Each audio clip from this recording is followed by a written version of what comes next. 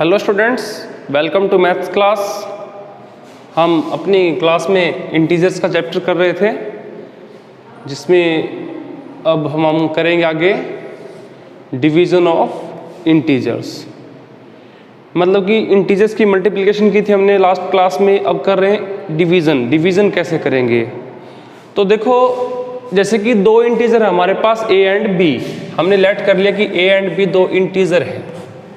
Clear?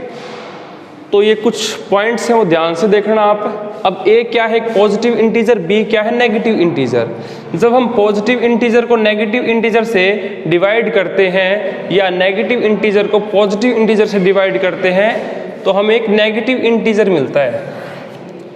ठीक है, a और b, a को डिवाइड कर देंगे b से, डिवाइड करने के बाद जो भी आएगा वो यहाँ लिख देंगे, और जो हमारा साइन आएगा वो कौन सा आएगा, नेगेटिव। ऐसे ही जब एक नेगेटिव इंटीजर को एक नेगेटिव इंटीजर से डिवाइड करते हैं तो हमें पॉजिटिव इंटीजर मिलता है। पॉजिटिव को नेगेटिव से या नेगेटिव को पॉजिटिव से तो नेगेटिव मिलेगा, अगर दोनों के दोनों नेगेटिव इंटीजर है तो हमें पॉजिटिव इंटीजर मिलेगा। नेक्स्ट पॉइंट है, जब हम जीरो को किसी भी इंटीजर से डिवाइड करते हैं तो हमें क्या मिलता है, जीरो। उसके लिए कंडीशन है कि जो a की वैल्यू है वो जीरो नहीं होनी चाहिए हमारे पास। जीरो ऊपर है तो a जीरो नहीं होना चाहिए। जीरो को किसी भी इंटीजर से डिवाइड करेंगे तो हमें क्या मिलेगा, जीरो। फोर्थ पॉइंट में क्या है, यदि हम किसी भी इंटीजर को जीरो से डिवाइड करें, जीरो को इंटीजर से डिवाइड करें तो जीरो मिलेगा, पर किसी भी इंटीजर को जीरो से डिवाइड हम नहीं कर सकते। अगर करेंगे तो हमारा जो आंसर होगा वो क्या होगा, नॉट डिफाइंड, जिसको हम डिफाइन नहीं कर सकते। क्लियर? तो कभी भी किसी भी इंटीजर को अगर जीरो से डिवाइड करते तो हम क्या बोलेंगे, not defined. Clear? Next point है, किसी भी इंटीजर को अगर वन से डिवाइड करते हैं तो हमें वही इंटीजर मिलता है, सेम एज इट इज। और जब हम किसी इंटीजर को सेम उसी इंटीजर से डिवाइड कर देते हैं तो हमें वन मिलता है। तो इन प्रॉपर्टीज का यूज होगा, जैसे कि हम आगे क्वेश्चन करेंगे अभी, और वो आपको क्लियर भी हो जाएगी कि हम इन पॉइंट्स का यूज कैसे करेंगे। क्लियर? तो नाउ स्टार्ट करते हैं हम एक्सरसाइज 1.4।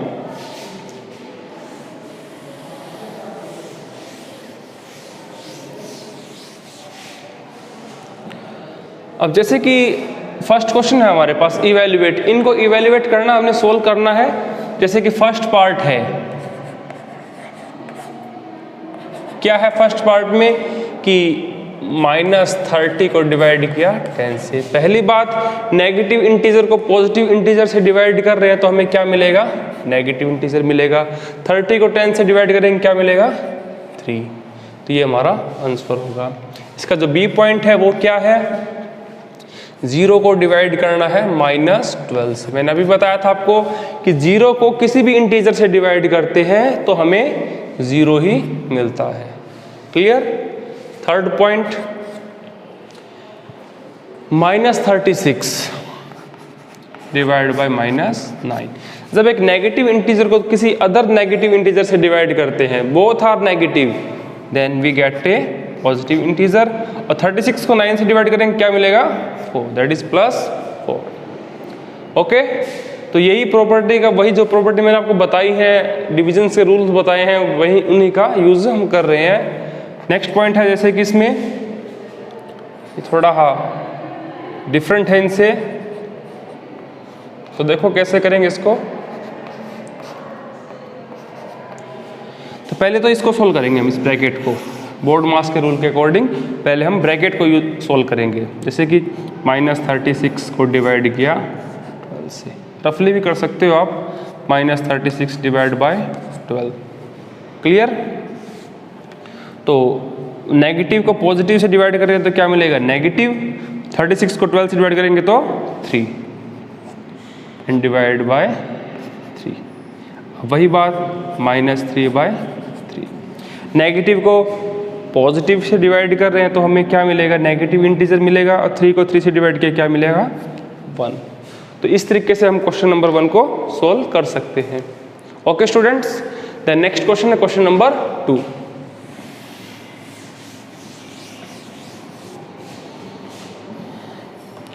तो इस क्वेश्चन में क्या है, वेरीफाई करना आपने ये कि ये जो वैल्यू होगी left hand side right hand side के इक्वल नहीं होगी अगर हम ए बी सी की वैल्यू ये पुट करें। तो लेफ्ट हैंड साइड देखते हैं पहले क्या है हमारे पास, ए डिवाइड बाय बी प्लस सी। यहाँ पर ए बी सी की वैल्यू हम पुट कर देंगे। ए की वैल्यू कितनी है 12, बी की है -4 प्लस सी की है 2। -4 + 2 क्या होता है -2। अब डिवाइड करेंगे 12 को -2 से।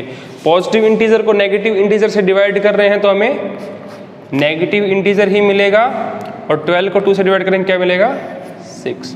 तो इसका आंसर आएगा लेफ्ट हैंड साइड क्या है -6। ऐसे ही राइट हैंड साइड को अगर सोल्व करते हैं तो उसमें क्या है a divide by b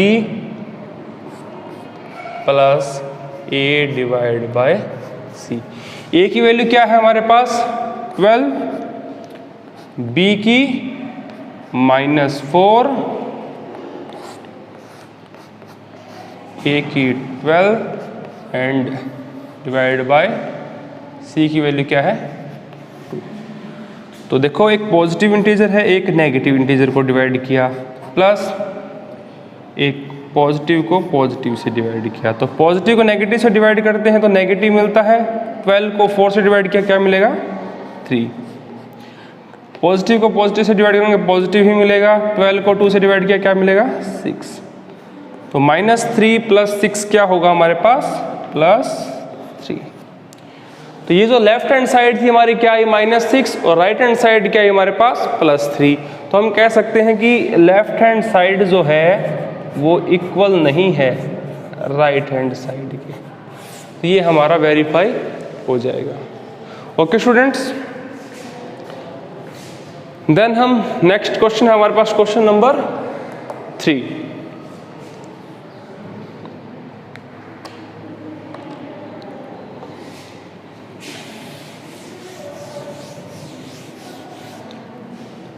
question number 3 में क्या है, fill in the blanks. Fill in the blanks करना हमने, तो कैसे करेंगे देखो। फर्स्ट पार्ट क्या है इसका,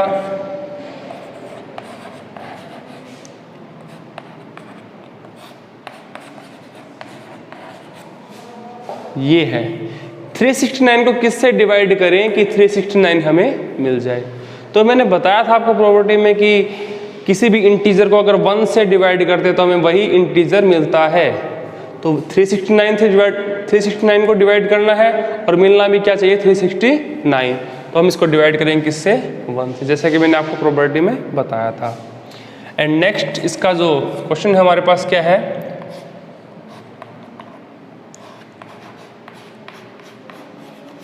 ये क्वेश्चन है। तो ये थोड़ा ध्यान से देखना आप कैसे करेंगे इसको। अब ऐसा नंबर बताओ जिसको 4 से डिवाइड करने पर -3 मिले। पहली बात तो ये पॉजिटिव इंटीजर है, तो कैसे इंटीजर को हम पॉजिटिव से डिवाइड करें कि नेगेटिव मिल जाए। तो मैंने आपको बताया था नेगेटिव को अगर पॉजिटिव से डिवाइड करते हैं तो नेगेटिव मिलता है। तो यहाँ पर नेगेटिव तो आएगा ही आएगा। अब किसको 4 से डिवाइड करें कि 3 आए, जैसे कि 10 को 4 से डिवाइड करें तो नहीं आएगा 3, 11 को करें तो भी नहीं आएगा, 12 को करें 4 से डिवाइड तो 3 आ जाएगा, 12 को 4 से डिवाइड किया कितना आया 3, तो यहाँ पर आ जाएगा 12। ओके स्टूडेंट्स, इस तरीके से आपने चेक करना है इसको। अगर फिर भी आप नहीं होता है ये तो आप रफली भी कर सकते, जैसे कि मान लो a पुट कर देंगे हम जहाँ जो मैंने निकालना है 4 = -3, तो इसको लिखेंगे a/4, डिवाइड को लिख सकते हैं ऐसे = -3। यहाँ से a की वैल्यू क्या आई, क्रॉस मल्टीप्लाई कर देंगे 4 × 3 = 12। तो इस तरीके से हम इसको सोल्व कर सकते हैं। Okay students, now next question है हमारे पास क्वेश्चन नंबर 5। इसमें देखो क्या है, ये थोड़ा इंपॉर्टेंट क्वेश्चन है, ध्यान से देखना आप। The temperature at 12 noon was 10 degree Celsius. 12 noon दोपहर के 12 बजे जो टेम्परेचर है वो कितना है 10 डिग्री सेल्सियस अबव जीरो, मतलब कि जीरो से ऊपर। जीरो से ऊपर होगा तो वो प्लस में होगा, पॉजिटिव होगा, तो ये टेम्परेचर जो है कितना है +10 degree Celsius. If it decrease at the rate of 2 degree Celsius पर हावर, ये हर घंटे में 2 डिग्री सेल्सियस कम हो रहा है, डिक्रीज हो रहा है, अनटिल मिडनाइट, रात के 12 बजे तक ये ऐसे ही होता रहेगा decrease. At what time would the temperature be 8 degree Celsius below zero. Below zero का मतलब है कि ये जीरो से नीचे, मतलब कि नेगेटिव में, नेगेटिव माइनस, मतलब कि -8 डिग्री सेल्सियस ये कब होगा, एट व्हाट टाइम, कितने बजे। एंड आपने लास्ट में बताना भी है कि मिडनाइट तक ये डिक्रीज होता जा रहा है, तो मिडनाइट मतलब कि रात को 12 बजे यह है कितना हो जाएगा। तो आपने ध्यान देना टाइम्स के हिसाब से हम इसको सोल्व करेंगे।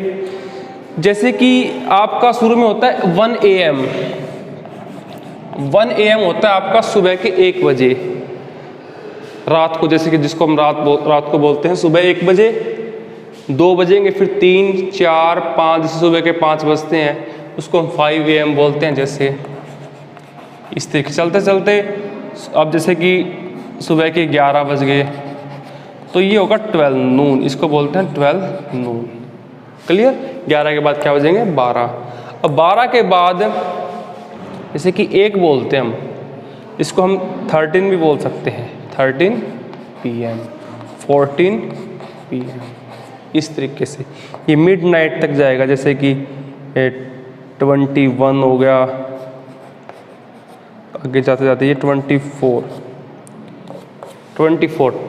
आवर्स होते हैं ना हमारे पास, तो ये जो होगा वो क्या होगा लास्ट में 12 नून भी बोल सकते हैं इसको हम। ओके स्टूडेंट्स, नाउ क्वेश्चन हम स्टार्ट करते हैं। तो क्या है कि टेम्परेचर एट 12 नून कितना है, 10 डिग्री सेल्सियस, अबव जीरो मतलब कि पॉजिटिव है आपके पास। एंड आपने बताना कि -8 डिग्री सेल्सियस कब हो जाएगा, तो हम लेट कर लेते हैं, late at T PM it becomes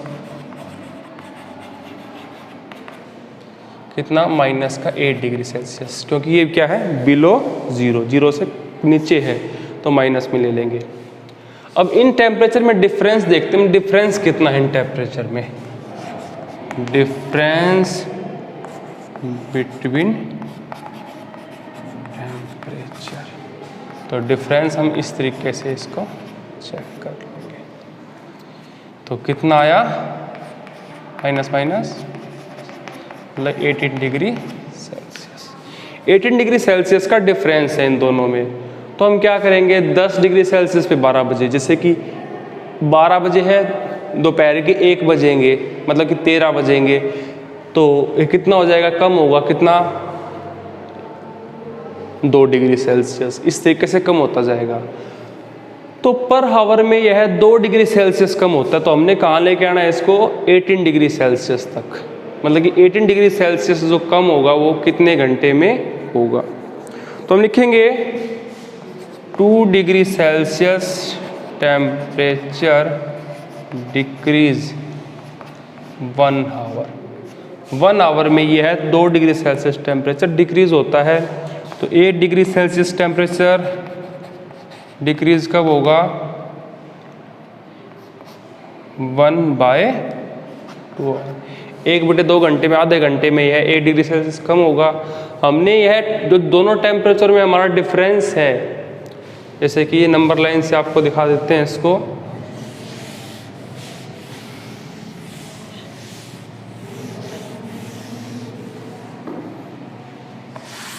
जैसे कि 10 है हमारे पास, 10, 9, 8, 7, 6, 5, 4, 2, 1, 0, -1, -2, -3, -4, -6, -7, -8, मतलब कि यहाँ से ये -8 आ गया तो कितना कम हुआ, 1, 2, 3, 4, 5, 6, 7, 8, इस तरीके से 18 डिग्री सेल्सियस कम हुआ है। तो हम कहेंगे कि 18 degree Celsius temperature decrease in, तो 1 डिग्री सेल्सियस होता है 1/2 आवर्स में, तो 18 डिग्री होगा तो 18 से इसको मल्टीप्लाई कर देंगे, कितना आएगा, 9।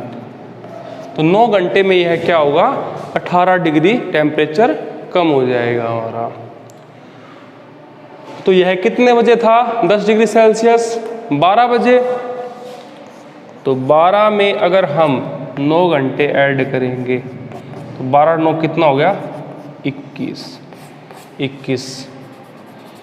तो दोपहर के 12 बजे जैसे कि 1 बजता है तो उसको हम बोलते हैं 13, 2 को बोलते हैं 14, 3 को 15, 4 को 16, 5 को 17, 6 को 18, 7 को 19, 8 को 20, तो 9 को 21।